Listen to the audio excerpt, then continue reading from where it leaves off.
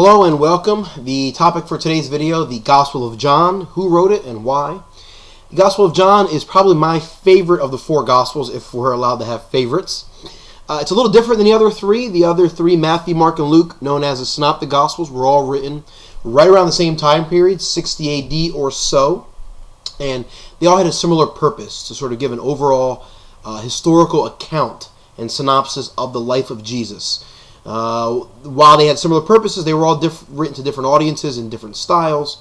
But John is written with an entirely different purpose altogether and written several decades later.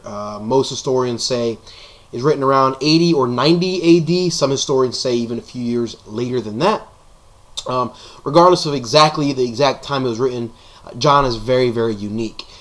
Toward the latter portion of the first century into the second century, there was a group of people were starting to get popular known as the Gnostics.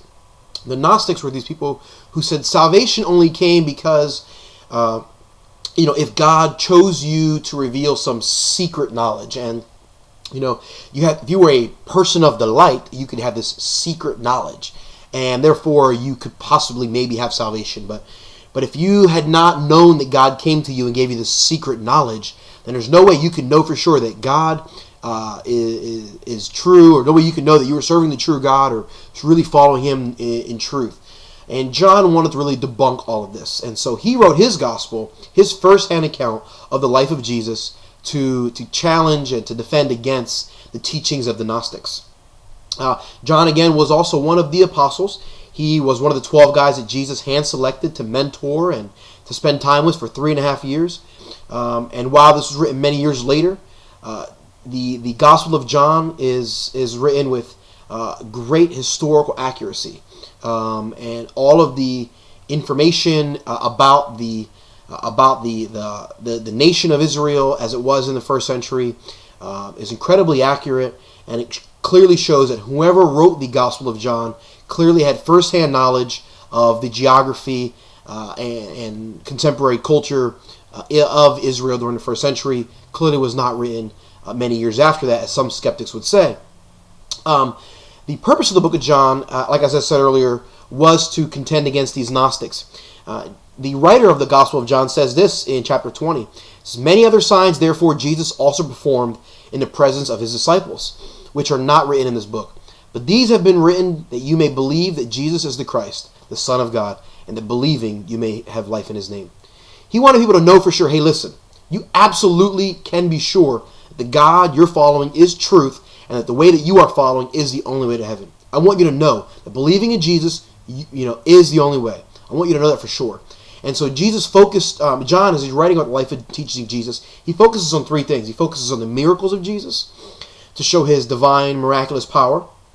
He focuses on the deity of Jesus, that Jesus had that quote-unquote secret knowledge that these Gnostics were talking about, but he revealed it because he was God and he had the ability to reveal the secret knowledge, and that it is revealed and all of us can have access to that secret knowledge, supposedly, as the Gnostics were saying.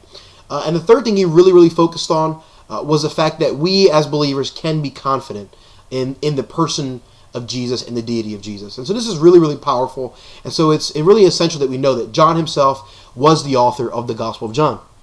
Now, unlike the other three Gospels, there were some contentions of authorship and authenticity. When the bishops of Asia in the early part of the first century got a hold of the copy of the Gospel of John, and they were using it to contend against the Gnostics challenged them and said, no, we don't believe that's authentic. And so the other three Gospels have no real reputable challenges that come in the first or second century. John does have there's some reputable evidence that the Gnostics challenged the authenticity and the authorship of the Gospel of John. But I would say that it's a pretty biased, slanted challenge. No other group challenge. There's no historical or reputable evidence whatsoever that any other group of people anywhere in the first century or second century challenged the authenticity or the authorship of the Gospel of John, except for the Gnostics. And the Gnostics knew that if anyone started to believe, hey, if people start to believe what this guy John is teaching in this gospel, we're toast. No one's going to believe us. And so the Gnostics had gained a lot of popularity in the latter part of the first century, ended up getting very influential and very popular in the 2nd century, wanted to make sure that this gospel was not believed by anybody. And so that's sort of the reason why they refused. But from history, John write this, and this is backed up by people. Jerome, the early fathers, writes in the early part of the 2nd century that he knew for sure, based on information as he had available, that Rome is unambiguous and historical archaeologists on planet Earth right now acknowledges that Jerome had first-hand knowledge. John would have been the and whether or not the writings of Jerome are really Jerome's or not. Everyone agrees, hey, Jerome wrote this, Jerome had first-hand knowledge, and Jerome believed the Gospel of John was written. Similar with Polycarp. Polycarp was really the leader of the 2nd generation of the church. The 1st generation was really led by Peter and James and Paul, and the 2nd generation was really led by guys like Polycarp and Jerome in the latter part of the 1st century into the 2nd century. And Polycarp was known to be friends with several of the apostles before they died, and certainly would have been friends with John. And it is believed that Polycarp wrote several writings in the 2nd century confirming that John was the writer of John. There are some other historians in the 1st and 2nd century that make mentions. Papias in the 1st century, Dionysius of Alexandria, Orion of Alexandria, Eusebius, Irenaeus of Lyon, Irenaeus of Gaul, and I mentioned Jerome. These are all 2nd century historians that all separately of each other, they had first-hand knowledge or information that was passed down to them that they believed that John the Apostle was the writer of the Gospel of John. And there is zero credible or reputable evidence whatsoever that anyone challenged them other than the Gnostics. And we know that Gnostics had a very, very skewed, biased perspective, and they had a reason to have John discredited. And so those are sort of some of the things we know about the Gospel of John. Something else we know is that John is a very well-respected archaeologist, modern-day archaeologist, who discovered a piece of paper, a fragment, that had a piece of the Gospel of John. It is dated from the year 105 AD, and it was found in Egypt.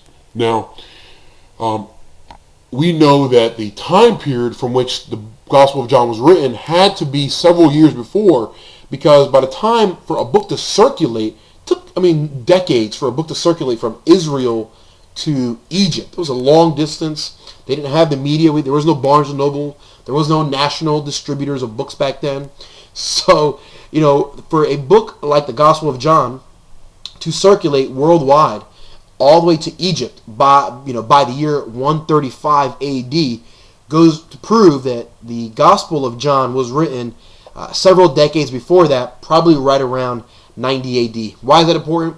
Well, because there's a lot of people out there that claim that because the Gnostics were really popular in the middle of the 2nd century, that somebody else wrote the Gospel of John to contend against the Gnostics in the middle of the 2nd century, around 150 or 160 AD, and that John was dead by then, so John couldn't have written it. But the reality is the very fact that we have that John Rylands, a very reputable archaeologist, found a portion of the Gospel of John in Egypt in the year 135 AD proves that it had to have been written around 80 or 90 AD, at the latest 100 AD. This is very, very strong evidence for how we know the Gospel of John was written by the Apostle John before the Gnostics really became popular in Asia and other parts of Greece.